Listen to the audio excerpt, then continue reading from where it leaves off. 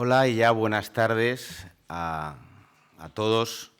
Vamos a terminar este seminario, este curso sobre propuestas para la prevención y lucha contra la radicalización y el delito de odio en el contexto europeo, con un actor social del que se ha hablado y que ha estado presente desde el primer día en las intervenciones de todos los participantes y que ahora se va a hacer realidad. Me estoy refiriendo al tercer sector, es decir, qué tiene que hacer o cómo trabaja el tercer sector precisamente con las minorías en la prevención y en la lucha contra el delito de odio y la radicalización.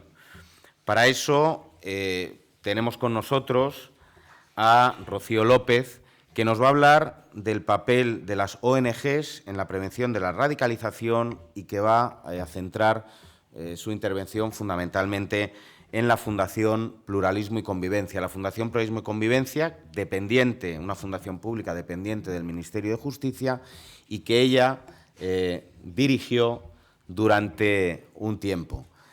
Rocío López, está su currículum, lo podéis ver, pero yo quiero destacar sobre todo que es doctora en Derecho por la Universidad de Castilla-La Mancha y que además de doctora en Derecho es licenciada en Ciencias Políticas y de la Administración y también en Periodismo por la Universidad Carlos III de Madrid.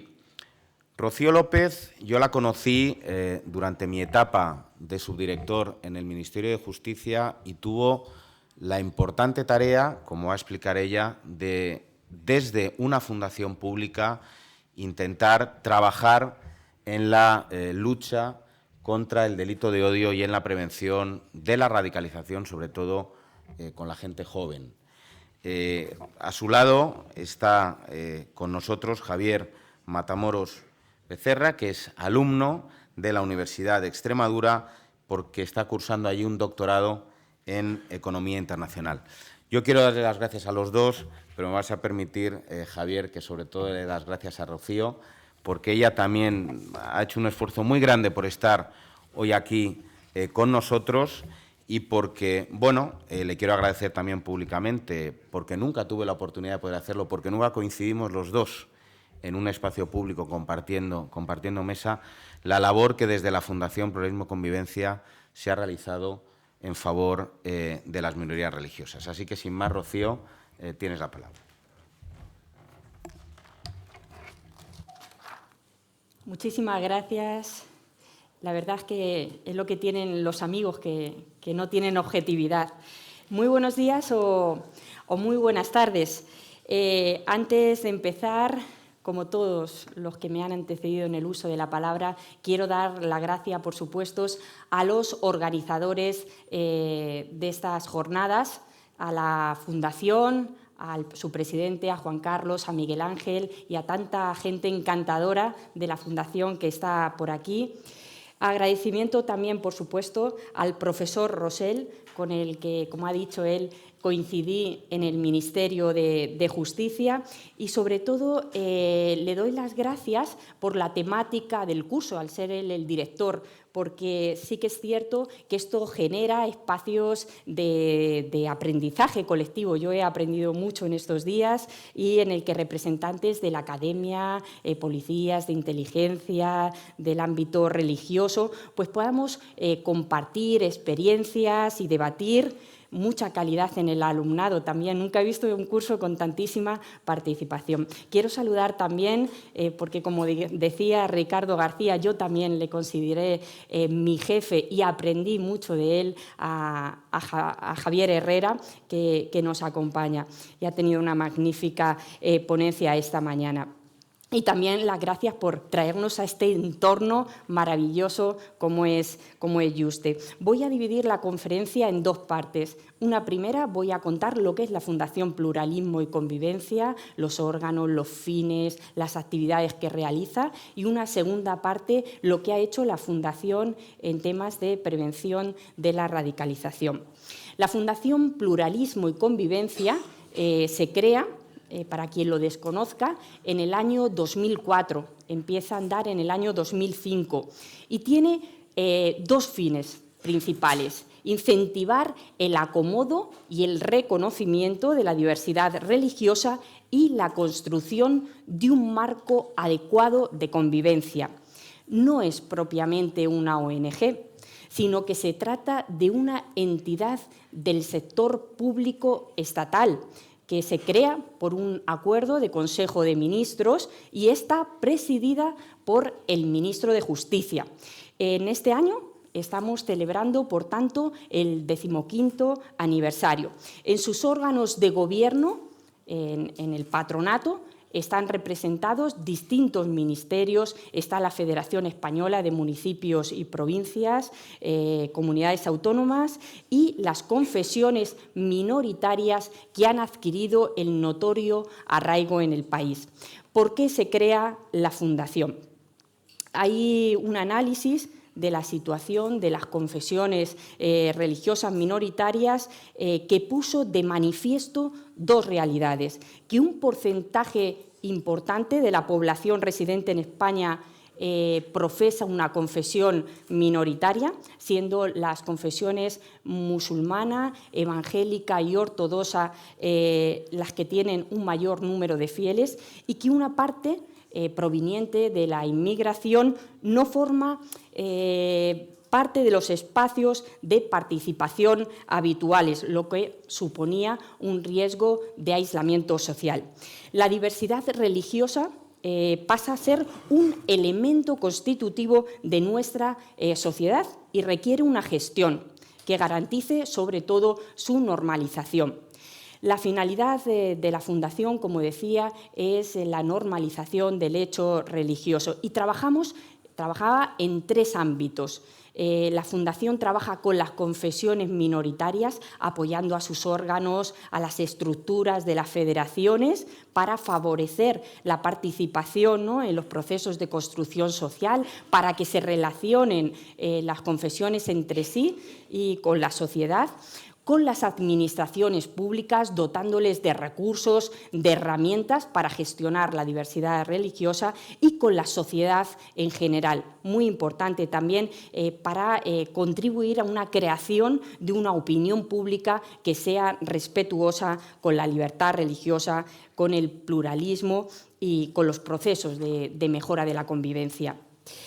La actividad de la Fundación se destina sobre todo a las confesiones religiosas minoritarias. En España no disponemos de censos oficiales para saber el número de fieles que tiene cada confesión. Debemos atender a las fuentes propias de cada confesión. Y el Ministerio de Justicia saca un informe anual sobre la situación de la libertad religiosa. Y también tenemos una explotación de datos del Directorio de Lugares de Culto, del Observatorio de Pluralismo Religioso en España, y de ahí tenemos los datos. Datos que nos muestran, por ejemplo, que los protestantes españoles, según la Federación de Entidades Religiosas Evangélicas de España, la FEREDE, que es la entidad firmante del acuerdo del año 92, hace algo más de 10 años que hicieron su último estudio, decían que vivían en España 1.500.000 protestantes. Esta comunidad cuenta con 4.142 lugares de culto. En el caso de los fieles musulmanes, la Comisión Islámica de España, que es la entidad firmante de los acuerdos del 92, afirman que hay 1.919.141 personas que profesan esta confesión, que se reúnen en 1.586 mezquitas u oratorios. La comunidad judía, por su parte, dice que se compone de cerca de 100.000 personas, no más de 100.000 almas, decía Isaac Kerub, que se reúnen en 39 sinagogas, y firmaron también el acuerdo de cooperación con el Estado en el año 92, la Federación de Comunidades Judías de España. La Iglesia de Jesucristo de los Santos de los Últimos Días, más conocida como los mormones, inicia su labor en España en unos pactos, son los Pactos de Madrid del año 53, que años más tarde se construyen las primeras bases militares y vienen 4 militares estadounidenses que son mormones para construir esas bases y se concentran sobre todo en Rota, en Torrejón de Ardoz, y al poquito tiempo empiezan las primeras reuniones dominicales y, bueno, pues ellos dicen que son 53.993 feligreses, en los cuales se reúnen en 119 centros de reunión a lo largo del país. Tienen notorio arraigo en el año 2003, se lo concede la Comisión Asesora de Libertad Religiosa. Los Testigos Cristianos de Jehová cuentan con 636 salones del reino y 113.000 miembros, y en el 2016 se les reconoce el notorio arraigo. En España, el budismo es una religión conformada sobre todo por conversos y cuenta con grandes monasterios y múltiples centros de meditación, unos 167, dice la confesión en total. Hay mucha variedad de grupos, de maestros, y las escuelas más extendidas son la tibetana y la escuela Zen, aunque hay agrupaciones de origen japonés, como es Soka Gakkai, ¿no?, que inauguró además un centro muy grande, muy bonito, en Rivas, hacia Madrid, en el año, si no recuerdo mal, 2011.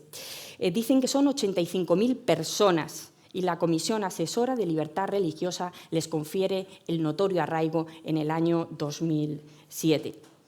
Respecto a la confesión ortodoxa, según los representantes de esta comunidad, asciende a 1.500.000, contando 213 lugares de culto. La Comisión Asesora de Libertad de Justicia Religiosa del Ministerio de Justicia reconoció al cristianismo ortodoxo el notorio arraigo en España, aunque el Patriarcado Ecuménico de Constantinopla y la Iglesia de Serbia había tenido ya, diríamos, hospitalidad jurídica en los acuerdos del 92, integrados en la Federación Española de Iglesias Evangélicas, y tenían esa participación en beneficios fiscales y otros derechos reconocidos. O sea que si sumamos 1.500.000 los protestantes, 1.900.000 los musulmanes, 100.000 los judíos, 54.000 los mormones, etcétera, 113.000 los... Nos vamos a casi 5 millones de personas que están profesando otra religión que no es la católica, lo que, si echamos las cuentas, viene a suponer como un 9% o 10% de la sociedad española. También, aunque no disponemos de mucho tiempo para ello, no quiero dejar de citar a otras confesiones que también están registradas en el Ministerio de Justicia, como es la confesión Bahá'í, los Sikh, el hinduismo. Y a pesar de los enormes avances que se han hecho tanto a nivel normativo como de políticas públicas, las comunidades y los fieles que integran siguen enfrentándose a dificultades a la hora de ejercer su derecho fundamental a la libertad religiosa. Entre las necesidades expresadas por las propias confesiones, algunas son relativas a la vivencia individual, como puede ser el acceso a una alimentación acorde a los requisitos de su religión, o por ejemplo, los espacios de enterramiento que comentábamos antes, y otras tienen ese punto de vista comunitario y hacen referencia, pues, a las aperturas de lugares de culto o la utilización de la vía, espacios públicos, etcétera. Retomando un poco el trabajo de la Fundación, nuestra actividad se desarrolla en 3 ejes. Unas ayudas. Tenemos varias líneas abiertas. Una línea 1, que supone un apoyo, yo creo que bastante importante para la consolidación de las estructuras, favoreciendo la gestión y la acomodación de sus entidades miembros. Una línea 2, que va dirigida a apoyar, a visibilizar distintos proyectos de carácter social, educativo, cultural, y luego una línea 3 que se abrió hace poquito, que es más para la promoción del conocimiento y el acomodo también de la libertad religiosa, promover el conocimiento, para ayudas para hacer jornadas, publicaciones inéditas, organización de congresos, etcétera. Del 2005 al 2018 se ha invertido en la Fundación Pluralismo y Convivencia unos 35 millones de euros.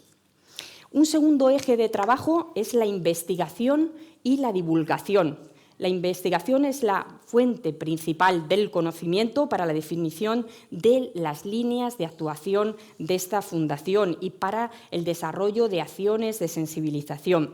Los resultados se diseminan a través de publicaciones, jornadas, cursos de formación, contratos con diferentes universidades, también tratamos de hacer un mapa de la diversidad religiosa de las diferentes comunidades autónomas que ofrecían descripciones minuciosas sobre la vida de las comunidades en esos territorios, recuperando también la historia de su implantación, etcétera. Y también hemos hecho una publicación bastante interesante, específicamente destinada a políticas públicas municipales, con la ayuda también de la Federación Española de Municipios y Provincias, así como un montón de guías temáticas de apoyo a la gestión pública de la diversidad religiosa. Y un tercer eje de trabajo que es el apoyo a la gestión pública de la diversidad, orientar a las administraciones públicas a que implementen modelos de gestión ajustados siempre a los principios constitucionales y al marco normativo que regula el ejercicio del derecho de la libertad religiosa en España.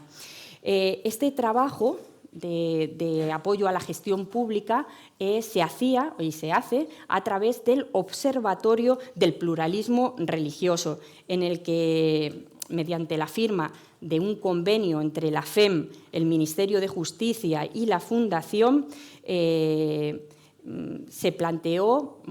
cerró un convenio para por ejemplo, transferir conocimiento, sobre todo, que hemos ido acumulando a través de las publicaciones que os decía, y ponerlo a disposición de los gestores públicos. Y también quisimos, en todo momento, que fuera un portal de referencia para todos, para investigadores particulares, para las comunidades y confesiones, etcétera. Por cierto, la Dirección General de Justicia de la Unión Europea lo reconoció al observatorio como buena práctica. También creamos premios, el Premio Pluralismo y Convivencia. Por cierto, el último premio que se dio desde la Fundación fue efectivamente para la publicación de un libro sobre delitos de odio de la profesora Ángeles Liñán de Málaga. Desde su constitución en el año 2011, este observatorio ha desarrollado diferentes recursos, la colección de guías temáticas, una guía sobre alimentación, sobre espacios multiconfesionales, lugares de culto, cementerios y servicios funerarios, el registro de entidades religiosas o vía pública, otro directorio de lugares de culto. Si entráis en la página del observatorio, pincháis Castilla-La Mancha, Toledo, un pueblo, Torrijos, y va a salir los lugares de culto que hay en esta. Un glosario de términos, una base de datos de legislación relativa al derecho a la libertad religiosa, un banco de buenas prácticas, esto es muy importante, un banco de encuestas, publicaciones varias de todo tipo, todo está ahí colgado, información de interés relativa a actividades formativas, académicas, de divulgación. Este curso seguro que está subido en la página del observatorio, y entrevistas con actores clave. Recursos también, por si os interesa, dirigidos a la comunidad educativa, material para trabajar la diversidad en las aulas y el acomodo de las especificidades religiosas en los centros educativos, y también que les puede servir para formarse a los docentes. Bueno, también quiero destacar del observatorio que tenemos en la Fundación, tiene un servicio de atención a todos los gestores públicos, de asesoramiento. Se dispone de un personal técnico para cualquiera que le solicite al observatorio asesoramiento especializado, acciones formativas adaptadas a las necesidades que tengan en ese momento, también se pueden dirigir al observatorio. También desde el observatorio promovimos un concurso de buenas prácticas para poner en valor el esfuerzo de los gobiernos municipales en esta materia y difundir las prácticas más exitosas susceptibles de ser aplicadas en otros contextos. Y ahora entenderéis el por qué es erróneo el afirmar que las creencias solo pertenecen al ámbito de lo privado. Ciertamente, las creencias pertenecen al ámbito de lo privado, pero la Administración tiene que ser imparcial frente a las convicciones y en las creencias que profesen los ciudadanos.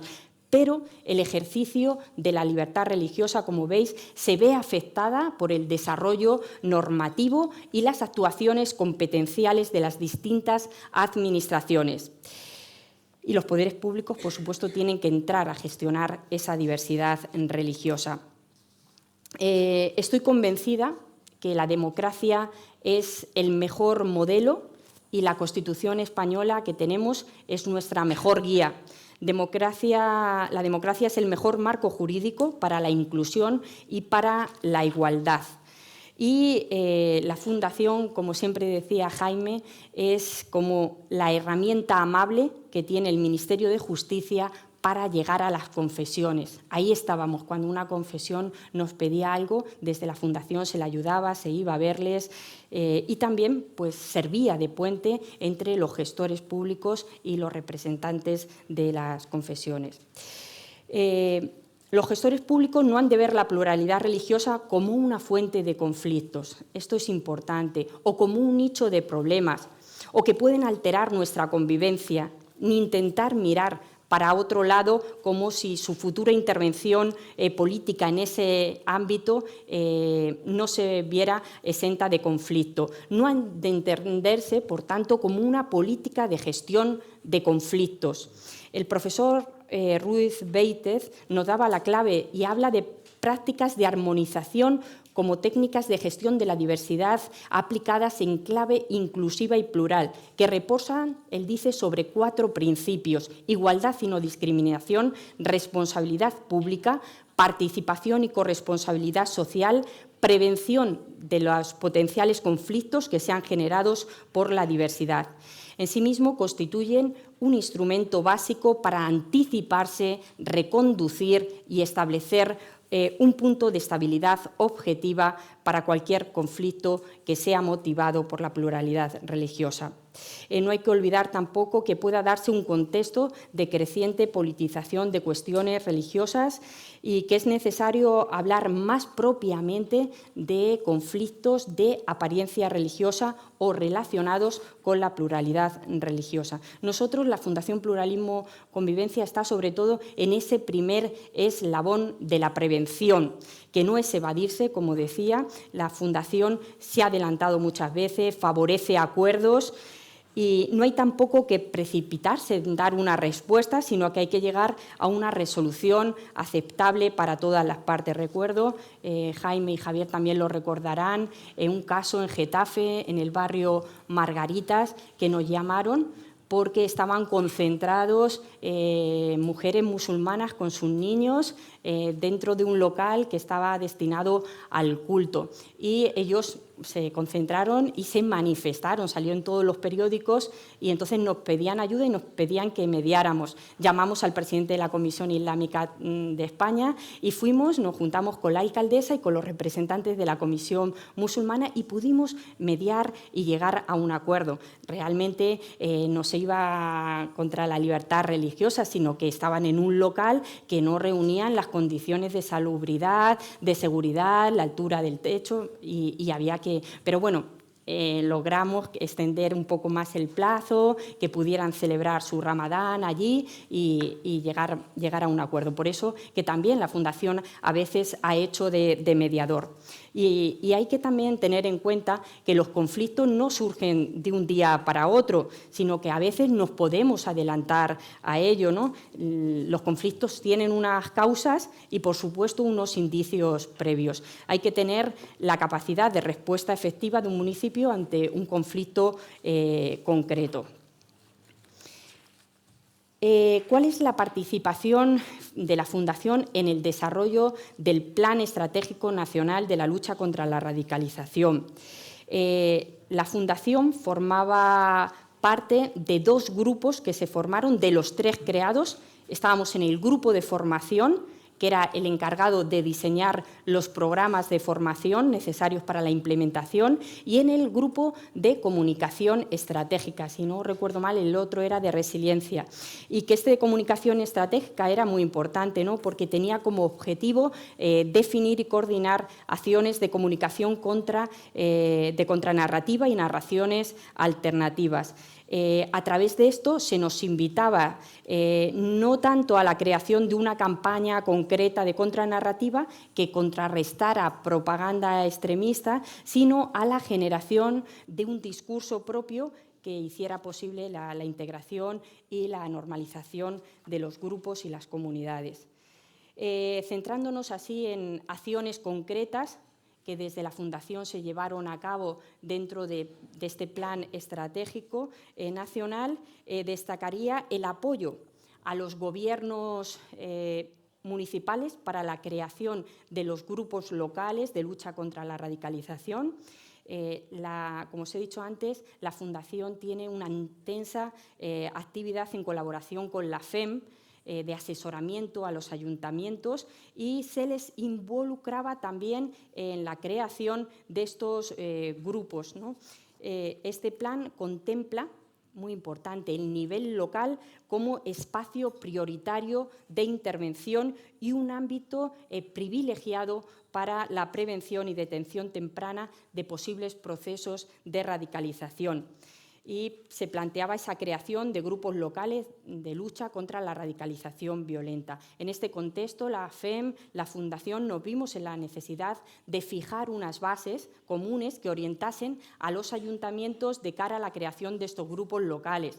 Lo primero que hicimos fue convocar a todos los ayuntamientos con los que estábamos trabajando. Hicimos una jornada formativa del plan estratégico en la sede de la FEM, y involucramos también a la Comisión de Seguridad de la FEM para la elaboración de ese documento marco en el que tuvieran participación todos los actores. Y este documento proponía una estrategia de trabajo coordinado de las diferentes concejalías y actores sociales claves en el nivel municipal, con el fin de identificar y atajar lo antes posible cualquier proceso de radicalización violenta. Otra de las actividades dentro de este plan fue la organización de jornadas de formación y sensibilización con jóvenes musulmanes. Y tuvimos diferentes iniciativas en coordinación con la Dirección de Relaciones con las Confesiones, colaboración con CIZCO y CNI, y llevamos una estrategia, yo creo que se puede decir conjunta y de trabajo específico con la comunidad musulmana. Tuvimos unas series de jornadas de formación con representantes, líderes juveniles de entidades juveniles musulmanas, y con el objetivo de garantizar a estos jóvenes una protección como colectivo vulnerable, pero también involucrarles en la lucha contra la radicalización violenta, promoviendo su compromiso activo, sobre todo en la construcción y en la difusión de narrativas alternativas. ¿Por qué con jóvenes? Pues porque lo hemos visto durante estos días, son los que generan discursos, los que generan identidad, los que están más activos en las redes sociales, y con ese doble objetivo, recoger las necesidades y propuestas que surgieron bastantes, incorporarlas en la línea de trabajo de la Fundación. y involucrar a la juventud musulmana en esa prevención y lucha contra la radicalización, siempre bajo el liderazgo de la Comisión Islámica de España. Asistió siempre el presidente a la inauguración o a la clausura, ¿no? Así como expertos en radicalización, también profesores de libertad religiosa, algunos están aquí, y expertos en convivencia de la FEM. Tuvimos unas jornadas en Madrid, otras en Valencia. Yo dejé todo preparado para que se hiciera otra en Logroño, y yo creo que involucramos a alrededor de 20 y tantas asociaciones y 57 jóvenes líderes, todos ellos. Teníamos pues, los datos a través de los registros de la comunidad autónoma, del Ministerio de Justicia, del Ministerio de Interior, y llamábamos y proponíamos a que el líder de esa entidad juvenil viniera a esta formación. Luego también dentro de este plan está el diploma de extensión universitaria de la Universidad de Zaragoza, Religión y Derecho en la Sociedad Democrática, que está por aquí Zoila Convalía, que es la directora del curso, retos de la convivencia en el contexto plural, orientados sobre todo a los ministros de culto, a la formación de imanes y profesores de religión islámica, ¿no? ¿Y por qué lo menciono esto? Porque fue financiado por la Fundación Pluralismo y Convivencia en esa línea 1 que os decía antes, ¿no? Con el objetivo de potenciar el papel de esos ministros de culto que realizan actos de relevancia civil y ponerlos al servicio de la convivencia democrática en un contexto plural. También hemos desarrollado campañas de contranarrativa, hemos colaborado, ¿no? Ha participado en diferentes iniciativas relacionadas en su mayoría con la creación de contranarrativas y narrativas alternativas, ¿no? Se intentó impulsar esto desde la Fundación, porque en toda guerra, en todo conflicto, en toda batalla hay componentes racionales, volitivos, emocionales, ¿no? El hombre no es en espíritu puro y cualquier decisión surge de los sentimientos, muchas veces de lo irracional, para alcanzar luego forma y coherencia, ¿no? Con la razón. Por eso son tan importantes las narrativas, los relatos, como respuesta a tales retos. ¿Qué se pretende con una contranarrativa? Ya se ha dicho también en estos días. La Unión Europea tenía el objetivo, o al menos así nos lo contó en numerosas reuniones, de detener la propagación de la ideología islamista, e incluso surgía la necesidad, ¿no?, de eliminar el contenido extremista en Internet. Sin embargo, rápidamente se pudo comprobar que esto no era tan fácil y que la estrategia podía ser insuficiente porque había contenido extremista que se dudaba si era ilegal o no era ilegal, y además dónde estaba ubicado, si en servidores europeos o no europeos, y por ello los Estados europeos solo pudieron borrar parte de la propaganda extremista que había en Internet. Por tanto, simplemente censurar los mensajes incómodos no resolvía el problema. Al darse cuenta de esto, iniciativas europeas surgieron con la forma de contranarrativa, ¿no?, con un esfuerzo por erosionar la ideología extremista. El núcleo de las contranarrativas son campañas de comunicación diseñadas para desacreditar, desmontar, desmitificar la propaganda extremista mediante el uso de la ideología, la lógica, los hechos y hasta el humor. Además de las contranarrativas, están llamadas las narrativas alternativas, que ofrecen una visión del mundo alternativa al islamismo militante, y puede tomar diferentes formas, como por ejemplo la promoción de los valores democráticos, liberales, hasta el énfasis, ¿no?, en la doctrina pacifista del Islam. Y ahí estamos más bien nosotros. Por ejemplo, iniciativas como diálogo de jóvenes musulmanes con imanes respetados y de referencia sobre la naturaleza pacífica del Islam, o proyectos de participación comunitaria para unir la comunidad local contra las demostraciones de odio. Se me viene a la cabeza que otorgamos un premio al Ayuntamiento de Fuenlabrada, que era Borra el odio, y se comprometía el ayuntamiento con la policía municipal a que si había una pintada que dañara cualquier tipo de patrimonio, pues en 24 horas tenía que estar quitada. También son comunes los proyectos de diálogo interreligioso para ofrecer un espacio donde la gente pueda expresarse. Esto también es muy, muy importante, ¿no? Que puede partir el diálogo interreligioso de la sociedad civil, de una comunidad religiosa, de una administración pública. Yo la verdad es que asistí a muchas puertas abiertas, oraciones comunitarias de todas las confesiones. Incluso elaboramos un calendario en la Fundación Pluralismo y Convivencia con todas las festividades de todas las religiones. Son importantes estos programas interreligiosos para que la gente también joven se reúna, estreche relaciones y discutan problemas relacionados con sus diferentes diferencias de ideas y se eduque también sobre los peligros del extremismo. Porque estoy convencida de que el fruto principal del diálogo interreligioso es la paz y también la promoción de la convivencia. Luego también tuvimos actividades de la Fundación sobre temas de contranarrativa o narrativa alternativa. Tuvimos varias reuniones en las sedes de Google, de Facebook. En estos 2 años que he ejercido como directora de la Fundación, siempre participé en estas reuniones organizadas por la Dirección de Interior y Dirección de Justicia de la Unión Europea, en su mayoría organizadas por la RAM, que es la Red contra la Radicalización de Europa, que es una red global de profesionales comprometidos con la Unión Europea en prevenir y combatir la radicalización y el extremismo violento. Y presentamos varios proyectos para trabajar también con jóvenes. Trabajo de la Fundación con la RAM, voy abreviando porque el tiempo me va comiendo. Hicimos bastantes porque lo considerábamos eso como un punto de encuentro, ¿no? Entre los profesionales, los actores locales e involucrados en la prevención y la lucha. Dentro de la RAN se crearon diferentes grupos de trabajo donde los integrantes pues, intercambiábamos experiencias, conocimientos, programas pertinentes para hacer frente a la radicalización y los temas abordados en esa estrategia tenía como una serie de ítems principales que eran estrategias nacionales, consolidación de experiencias de prevención, formación de los profesionales para prevenir, cooperación con la sociedad civil, empoderamiento de las víctimas para prevenir la radicalización o el fomento del pensamiento crítico entre los jóvenes contra la propaganda extremista.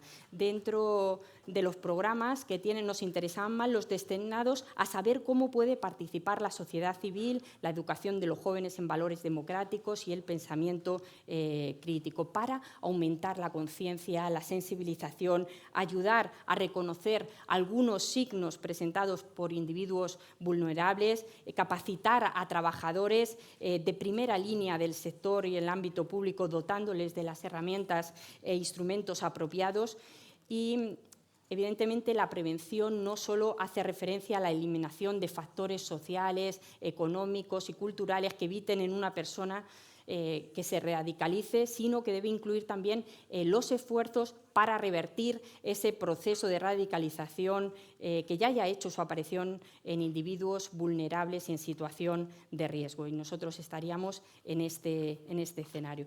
Numerosos programas como la Civil Society Empowerment Program, donde pudimos allí compartir experiencias y luego también otras actividades donde participaba la Fundación en esta lucha contra la radicalización. Por ejemplo, recuerdo una reunión en Ginebra, en Suiza, con representantes de universidades de Bélgica, Francia, Italia, España, sobre prevención de la radicalización en el ámbito educativo. Participamos en un coloquio internacional, la presentación de un proyecto, Red Española de Jóvenes Embajadores por la Paz y la Convivencia. También participamos en un congreso sobre mujeres líderes que facilitan la cohesión social en Lisboa con la Federación de Mujeres por la Paz Mundial. También hubo en la Fundación Canadá, esto es importante, reunión de intercambio de experiencias entre la Fundación, la Subdirección, la Dirección del Ministerio y representantes del Centro de Prevención de la Radicalización que conduce a la violencia de Montreal, gracias a la Fundación Canadá y a la Embajada de Canadá en España, que este centro tiene como objetivo identificar los factores de riesgo y protección de la comunidad y fomentar espacios de prevención e intervención en Quebec. Muy importante eso también, y presentación de la Fundación y su trabajo en la lucha contra la radicalización en el marco de un programa de la Alianza de las Civilizaciones de Naciones Unidas, con participación, fue en Casa Árabe, de 24 jóvenes líderes, 12 de la zona norte de África y Oriente Medio y 12 de Europa y de Norteamérica, y que es uno de los programas estrellas de la ADC. El tema tratado, me acuerdo, fue sobre los medios de comunicación. Y también os quiero comentar, porque da tiempo, un programa muy bonito que solicitamos a la Caixa, a la Fundación La Caixa. Tienen como una línea que se llama Interculturalidad y Acción Social 2018 y que proponíamos utilizar la práctica creativa audiovisual como estrategia para motivar una transformación en los imaginarios sociales acerca de la creencia y las prácticas religiosas. El proyecto proponía la creación y la difusión de piezas audiovisuales que aportaran una nueva mirada sobre la diversidad religiosa en el marco de la diversidad y de los derechos humanos. Y para ello planteamos una metodología novedosa, que era utilizar el cine como instrumento para la reflexión y la transformación social y poder conferir, ¿no?, experiencias vitales de los jóvenes creyentes de las diferentes confesiones, pues darles todo el protagonismo. Y bueno, pues se ha involucrado, yo ya no estaba en la Fundación, a un cineasta, a un experto en comunicación estratégica, creo que han sido a 20 y tantos jóvenes de distintas confesiones religiosas con reconocimiento del notorio arraigo, en un proceso creativo donde están aprendiendo de cine y de lenguajes audiovisuales y luego cuelgan todas esas piezas, esas píldoras audiovisuales en un portal diseñado ad hoc. Y es eso, tienen sesiones protagonizadas por los jóvenes donde expresan sus inquietudes, sus necesidades, se conocen unos a otros y eso queda en un registro documental, todos los encuentros y los visionados, para que también esa reflexión se retroalimente, ¿no? Y bueno, pues también el programa que ya se ha mencionado aquí, Somos Más, de Google, donde los técnicos de la Fundación participaron en varios cursos para analizar el contexto, el análisis de las causas y consecuencias del discurso de odio en Internet, la metodología y el papel de educadores como dinamizadores, en eso tanto en la formación como en la sensibilización, en esos talleres dirigidos a más de 28.000 chicos y chicas en escuelas y centros de todo el país, y en esas campañas de comunicación que incluían colaboraciones con creadores.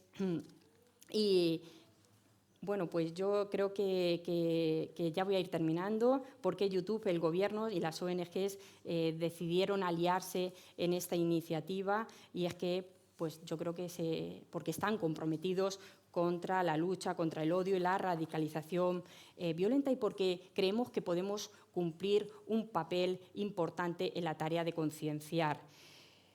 Concluyendo, la responsabilidad de la lucha contra la radicalización incumbe, por tanto, a autoridades nacionales, autoridades regionales, autoridades locales, también a la sociedad civil, y trabajamos en esa doble dirección, también con comunidades autónomas y también muy conectados, como digo, a la sociedad civil. Hemos intentado responder con prontitud a esos llamamientos de organismos internacionales y de la Unión Europea para la lucha contra la radicalización, y aportando un marco teórico sólido que facilite la toma de decisiones adecuada por parte de los responsables públicos y la insistencia en la importancia de la prevención. La Fundación es una apuesta por una sociedad plural, más libre, más abierta, donde los derechos tienen que ser reconocidos plenamente y donde confesar que eres de una religión pues no sea motivo de discriminación o de supremacía. Muchas gracias.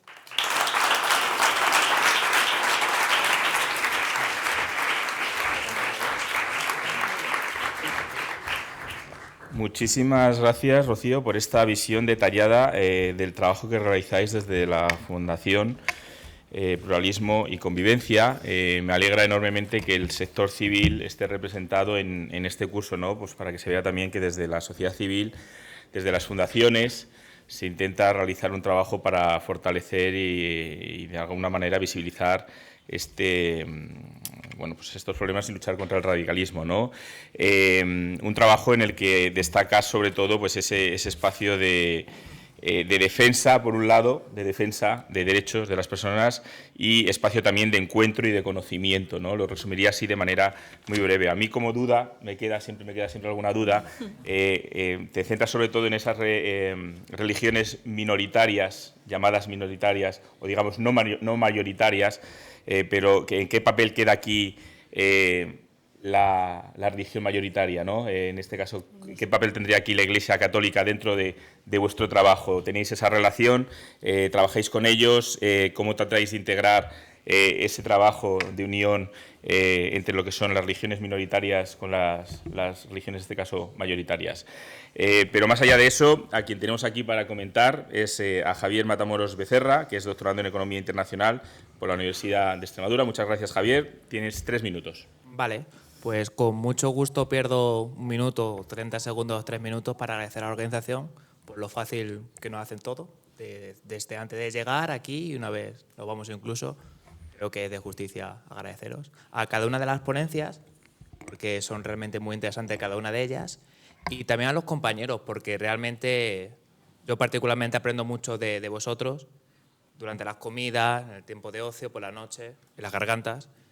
La verdad es que es un placer y espero que nos podamos... ¿En las gargantas por la noche? A reencontrar.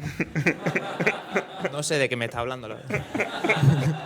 Pero bueno, creo que es de justicia y daros las gracias y espero que volvamos a reencontrarnos. Además, bueno, ciñéndonos a su ponencia, además de los fines y las actividades de la organización, como ha descrito, me gustaría saber, aunque es un tema que ha salido en estos días, me gustaría saber de su experiencia, ¿qué procesos se puede llevar a cabo para que un migrante de segunda o tercera generación, sin embargo, se radicalice? Si solamente un aspecto sociocultural, educocultural, o también hay otros factores como socioeconómicos, que a pesar de que hay instituciones y organizaciones como la que usted ha sido directora, sin embargo, no es suficiente, como si hay algo más allá de ello.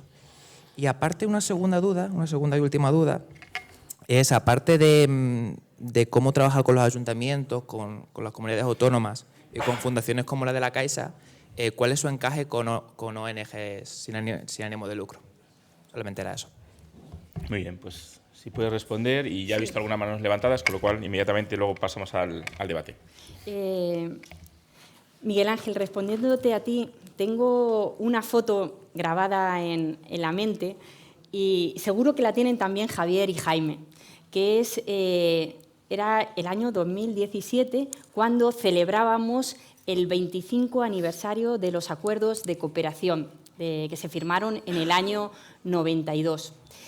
Y lo celebramos con las entidades firmantes de los acuerdos en el Congreso de los Diputados. Allí estaba el ministro de Justicia, estaba la presidenta del Congreso de los Diputados, los 3 representantes de las confesiones y detrás de ellos los padres de la Constitución. Estamos en la sala naranja del Congreso de los Diputados. Y también estaba representada allí, estaban gente de la Iglesia Católica, por una parte, confesión mayoritaria, y también otras muchas confesiones que están registradas en el Ministerio de Justicia. Y aquello suponía, para mí, la idea esa de que hay que caminar juntos y que a nadie se puede dejar a un lado en la acción de la Fundación. Además, aunque la Iglesia se rija, como se ha dicho aquí esta mañana, por los acuerdos del 79, que son tratados internacionales, y la Iglesia tenga otro estatus jurídico y tal, la Fundación no puede dejar de relacionarse con ella, porque, entre otras cosas, estamos sirviendo a 2 conceptos, al pluralismo y a la convivencia. Y porque más allá de la financiación o de la acción concreta de la Fundación, tenemos que atender a a una realidad sociológica, y es que la Iglesia Católica es la mayoritaria en España, y ser mayoritaria no indica que no tenga problemas, y hay que ayudarles también pues, a remover esos obstáculos, además en un estado, como hemos dicho en estos días, aconfesional. Y también yo creo que porque se quedaría coja la labor de la Fundación si no incluimos a todas las confesiones en un montón de cosas. Hacía referencia al calendario, pero también a medida que vamos a los ayuntamientos y llevamos nuestros datos y nos reunimos con todas las confesiones y vamos a entregar al alcalde y a la corporación un informe con unas recomendaciones, pues también es necesario decir las parroquias que hay, qué necesidades tienen. Yo creo que se queda coja la Fundación sin esa participación. Y también, si hablamos de diálogo interreligioso, ¿cómo no vamos a ir al lado de la Iglesia Católica? Y yo pienso también, ¿no?, que instituciones sociales como Cáritas Parroquial, como la labor que se hace con toxicómanos, acción social en las cárceles y tal, la Iglesia lo que hace es que va más allá, ¿no?, de las creencias de cada uno, sino trata sobre todo a la persona y a la dignidad humana, y en ese sentido pues, nos relacionamos con todas las confesiones. Por eso es importante también caminar unidos a la Iglesia mayoritaria, que en este caso es la católica. Aunque yo tengo, o sea, al llegar a la Fundación tienes unos estatutos y sobre todo nos centrábamos en las confesiones minoritarias con acuerdo de cooperación para dar una serie de ayudas. Javier, me pedías que mi opinión, ¿no?, sobre la integración también socioeconómica, ¿no? Pues en épocas a lo mejor de recesión, en épocas de crisis, esto se hace también más difícil, ¿no? Sobre todo si atendemos a los parámetros de un bienestar material, a lo mejor en ciudades como Ceuta y Melilla, donde hay hay una fuerte concentración, pues más fácil. Y me preguntabas un poco sobre esa causa, a lo mejor, de radicalización y de los jóvenes, me decías, de segunda o tercera generación. Yo creo que la principal causa de radicalización, no la única, pero la principal, es la falta de identidad. Y me estoy acordando ahora mismo de un caso, estaba Jaime conmigo, fuimos invitados por Adel Nayar, aquí cerca a Navalmoral de la Mata, a dar una charla, y hubo un chico musulmán que dijo que se había muerto un familiar suyo hacía unos días, y tuvieron que hacer una colecta en la comunidad para llevarlo a enterrar a Marruecos. Y entonces él decía, mis abuelos vinieron ya aquí, mis padres son de aquí, yo he nacido aquí, he estudiado en la universidad aquí, pero ahora con esto de mi abuelo no se me ha permitido a la familia que se pueda enterrar por el rito islámico, lo hemos tenido que llevar a Marruecos. Cuando llego allí, a lo mejor al hablar árabe se notaba que no estaba viviendo allí, no se sentía integrado allí, ni aquí tampoco. Y eso pasa con muchos jóvenes, por ejemplo, en la universidad, cuando están en el Ramadán, a lo mejor que no vayan a la cafetería, o que todavía se sigue a lo mejor mirando algo raro si una chica musulmana lleva el velo. Por eso, cuando se vive, ¿no?, entre esas dos culturas, por una parte la musulmana y por otra parte la occidental, pues yo creo que para mí es la causa principal de radicalización de los jóvenes. Muy bien, tenemos dos preguntas por parte del público, una aquí, otra allí y otra allí. 3 preguntas. Como ya andamos faltos de tiempo, lanzamos estas 3 preguntas, las contestamos y ya vamos concluyendo. Sí, por favor. Rápidamente. Yo soy Julio Guinea. Bueno, había dicho a ella, pero no pasa. ¿Me habían dado el micro? Sí. Vale. Muchas gracias, Rocío, por su ponencia. Yo, muy breve, solo quería preguntarle sobre el diálogo interreligioso. Concretamente, si crees que es importante como modo de prevención contra la radicalización. Nada más. Gracias. ¿Te presentas? Sheila Villagrán, del programa de doctorado de la Universidad de Sevilla, Derecho. Muchas gracias. Volvemos aquí. Yo soy Julio Guinea, profesor de la Universidad Europea y de la Rey Juan Carlos. Con respecto al papel de las ONGs, ha sido muy interesante la ponencia porque hemos visto la loable labor que realizan en la lucha contra la radicalización. Lo que yo me pregunto es que ahora, de un tiempo a esta parte, está surgiendo un discurso que ataca frontalmente la labor de las ONGs en algunos ámbitos. Por ejemplo, sin ir muy lejos, si tenemos una perspectiva europea, estamos viendo cómo Matteo Salvini está recriminando a las ONGs que estén ayudando a rescatar migrantes en el Mediterráneo. Desgraciadamente, a lo largo de esta mañana han desaparecido más de 150 personas en el Mediterráneo que salían desde Libia y posiblemente estén muertas. Entonces, esa labor que están desarrollando y que es loable está incluso siendo atacada, no es un fenómeno solamente de otros países comunitarios, también desde España hay formaciones políticas que se están posicionando en contra de la labor que desarrollan las ONGs. Sin ir muy lejos, y por eso le pregunto su valoración, sin ir muy lejos, el número 1 de Vox en el Parlamento Europeo, Buixado, estaba hace 3 días en la Cámara posicionándose en contra de ayudar a las ONGs que están realizando esta labor. Y claro, es una labor titánica que exige esfuerzos, que exige humanidad, que exige sobre todo trabajar en favor de los derechos humanos. Eso en Europa hoy se está dejando de lado. ¿Qué opina en ese sentido? ¿Y qué opina de aquellas ONGs que no trabajan en favor del pluralismo y la convivencia? Por ejemplo, en estas conferencias nos sacaron un día las imágenes del característico autobús que utilizó Hazte Oír por las calles de España, donde decía los niños tienen pene, las niñas tienen vulva, que no te engañen.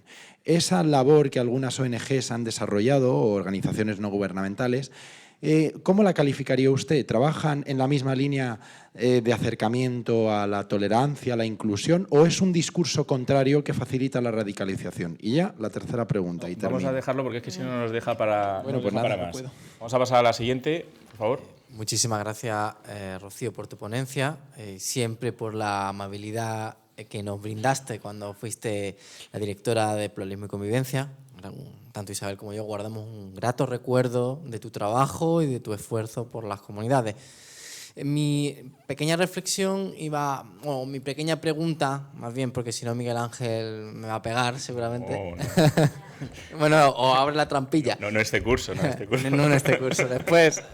Era fundamentalmente ¿cuál fue tu percepción acerca de la sociedad, del estado de la sociedad civil musulmana que pudiste percibir durante los 2 años de tu cargo? Y después, ¿cuáles podrían ser las posibilidades para mejorar esa interacción o localizar esa interacción entre la comunidad musulmana y la sociedad civil hasta hacerlas converger? Muchas gracias. Muchas gracias. Pues a ver si podemos en 3 minutos dar respuesta. Sí, bueno, yo tampoco estoy en disposición de emitir una opinión sobre las ONG, no conozco mucho el tema, pero sí que es cierto que con las ONGs que yo he trabajado desde la Fundación siempre han apostado por el pluralismo y convivencia y son un actor esencial en la prevención de la radicalización. Y me estoy refiriendo, por ejemplo, a la ONG Jóvenes y Desarrollo, que están formando parte del proyecto de Google, Somos Más, y han trabajado incansablemente en los colegios en preparar material y la labor es muy digna, o la plataforma contra la intolerancia. Nosotros hemos estado mucho en conexión con algunas ONGs desde la Fundación y solo tengo palabras buenas para ellos.